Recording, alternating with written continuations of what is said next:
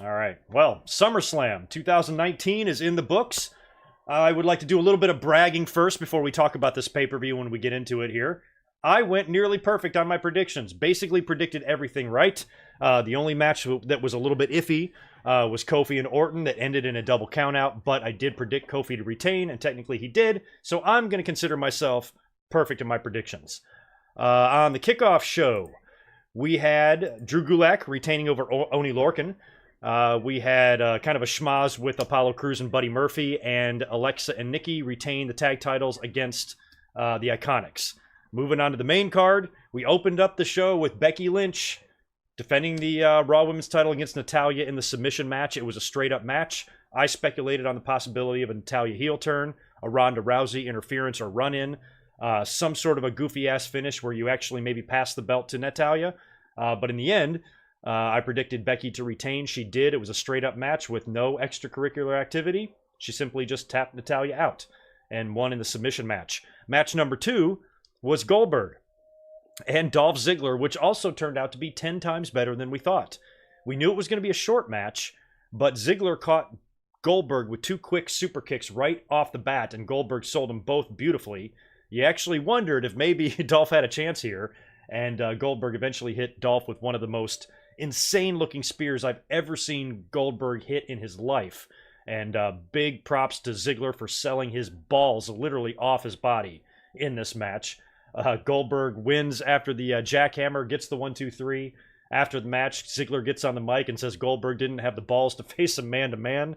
So Goldberg came out there and speared him again.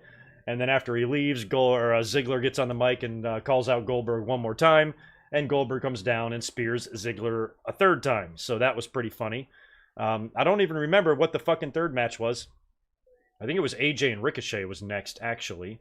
And AJ also retained in the Ricochet match. Now, I was saying in the predictions and all throughout my live streams recently that AJ and Ricochet should be a ladder match. Like, it really should. I just thought it would be perfect. We've already seen them wrestle before. They've wrestled on Raw even, and the last pay-per-view. So you would think that, considering their history now, you should maybe put an extra twist into one of their matches. And I thought that would have been a great ladder match, but they didn't do it. So, oh well. AJ retained. That's all I cared about. I think the club needs to continue to roll, and I didn't think you would take the belt off of AJ right after he already took it from Ricochet, so it made all the sense in the world for AJ to retain. Really, really cool finish. Ricochet went up for, I don't even know what it was. I don't know, corkscrew plancha of some kind, and or off the top rope anyway, and AJ caught him in perfect Styles Clash position and hit him with it and retained the title, so that was cool. Another kind of underwhelming match was Bayley and Ember Moon. I speculated that possibly we could see Sasha Banks return here if Ember Moon maybe snapped, turned heel, did something after the match to beat up Bayley, but I did not think Bayley would drop the belt to Ember Moon here, and I predicted her retain, and she did. The only reason I didn't want to see Ember Moon win the title here is because I felt like they would just be giving her the title just for the sake of giving her a title.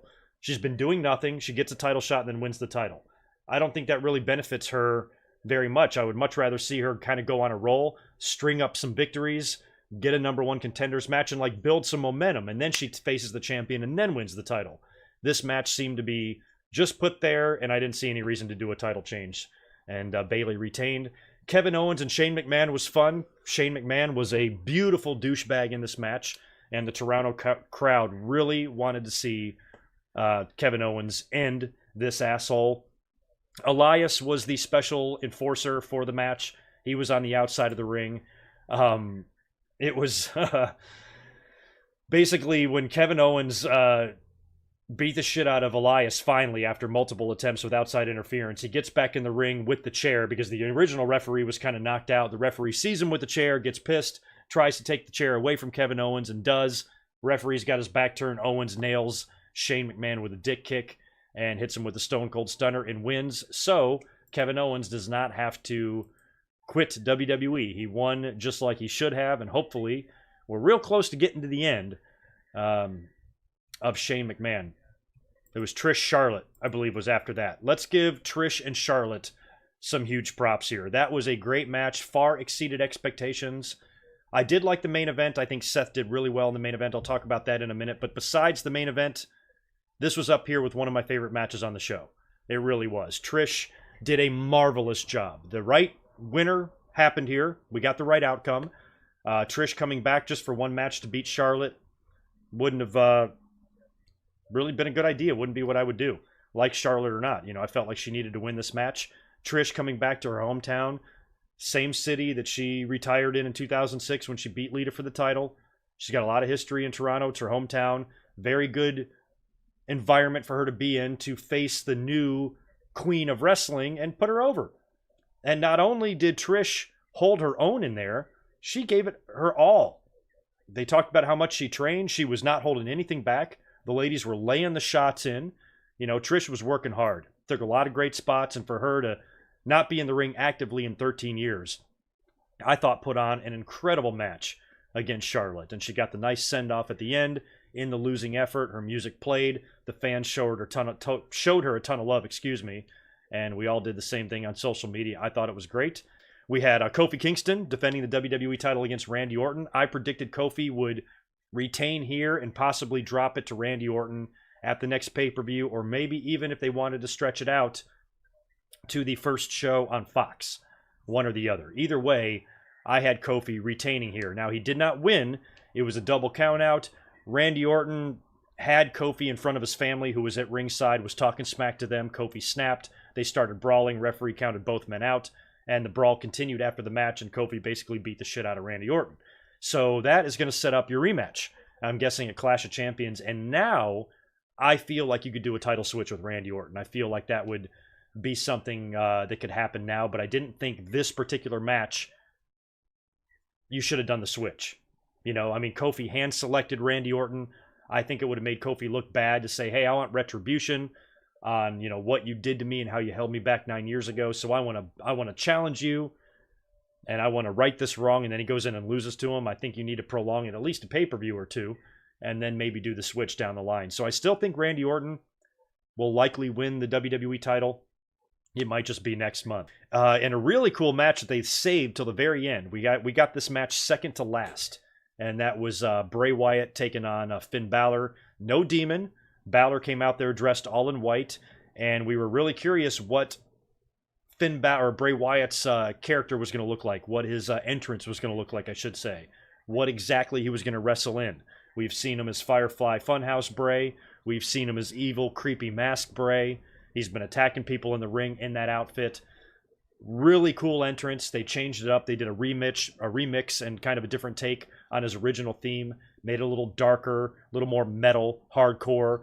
He came out there wearing the mask. The lantern was the amazing thing. It basically looked like he had the same lantern that he would always carry, but he took his old head and placed it over top of the lantern. So you basically had a severed Bray Wyatt head with the lantern in his mouth, wide open, eyes sewed shut, using the hair as the fucking handle. Creepy as shit. Maybe that's why it was TV 14 on the rating tonight. I don't know. But really, really cool. I'm surprised he's allowed to walk out there with a severed fucking head. But it was a great effect. And the match didn't last very long. Finn Balor was very thrown off by Bray Wyatt. He did a great job of being intimidating. The whole thing was really well done, and he left the mask on. He is going to wrestle in that mask, and it looks great. And he moved around and worked perfectly in it. Wound up catching Finn Balor off the top rope with the mandible claw, putting him down. Balor is immediately unconscious. Referee counts 1, 2, 3, and Bray Wyatt wins. Very cool kind of ending. He leaves, he goes down the ramp, and the camera kind of catches him kind of with his head turned or whatever. So the whole production of The Fiend, this whole new reboot of Bray Wyatt, I thought was really, really well done tonight. Really well done. We've been worried that WWE's going to fuck this up. We've been worried that as great as everything looks so far on the surface, that they're going to do something to screw it up, and maybe they're not, especially if he is on the Raw brand.